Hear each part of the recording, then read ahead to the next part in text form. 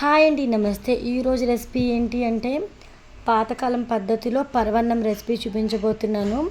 దీనిని బెల్లమన్నం అని కూడా పిలుస్తారు. ఎలా పిలిచినా కూడా టేస్ట్ మాత్రం సూపర్గా ఉంటుందండి. ఇంకా ఆలస్యం చేయకుండా రెసిపీలోకి వెళ్ళిపోదాం పదండి. ఏ గిన్నెలో అయితే మనం కుక్ చేయాలనుకుంటామో ఆ గిన్నె తీసుకొని బియ్యం అయితే వేసుకోవాలి. నేను ఇక్కడ 1 గ్లాస్ వరకు బియ్యం తీసుకుంటున్నానండి. శుభ్రంగా వాటర్ పోసి కడిగి తీసుకొని 1 గ్లాస్ బియ్యానికి 3 గ్లాసులు వాటర్ అయితే పోసుకోవాలి. నార్మల్గా రైస్ వండడానికి 1 గ్లాస్కి 2 గ్లాసులు వాటర్ తీసుకుంటాం కదా. 1 గ్లాస్ బియ్యంకి 2 గ్లాసులు వాటర్ తీసుకుంటే అన్నం పొడి పొడిగా వస్తుంది. ఇక్కడ మనకి పరవన్నానికి అన్నం అనేది మెత్తగా రావాలి. సో 3 గ్లాసులు తీసుకుంటున్నాను.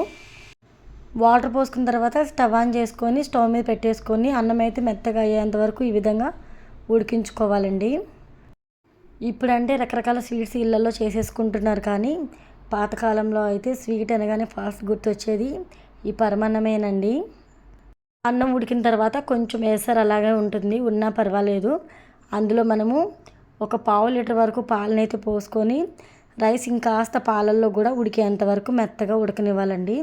ఇక్కడ చూస్తున్నారు కదా, రైస్ ఈ విధంగా ఉడికిన తర్వాత ఇందులో యాలకుల పొడి అయితే వేసుకోండి. యాలకుల పొడి లేకపోతే 2-3 యాలకులు దంచైనా వేసుకోవచ్చు. నేను ఇక్కడ 2-3 యాలకులు దంచి వేసుకుంటున్నాను. ఇక్కడ చూస్తున్నారు కదా, అన్నం చాలా మెత్తగా అయితే కనిపిస్తుంది కదా. ఇలా అన్నం మెత్తబడిన తర్వాత బెల్లం వేసుకోవాలి. 1 కప్పు వరకు బెల్లం తీసుకోండి.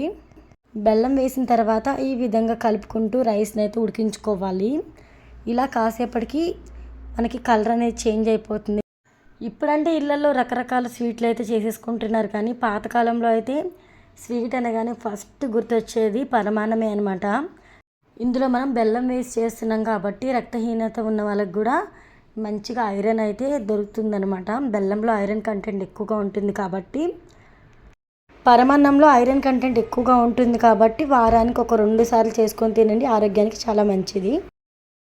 ఇక్కడ మనం బెల్లమన్నం ప్రిపేర్ చేసేసాం కదా, ఇందులోకి మనము నేతిలోకి డ్రై ఫ్రూట్స్ వేసి తీసుకుంటే ఇంకా సూపర్గా ఉంటుందండి టేస్ట్ అయితే.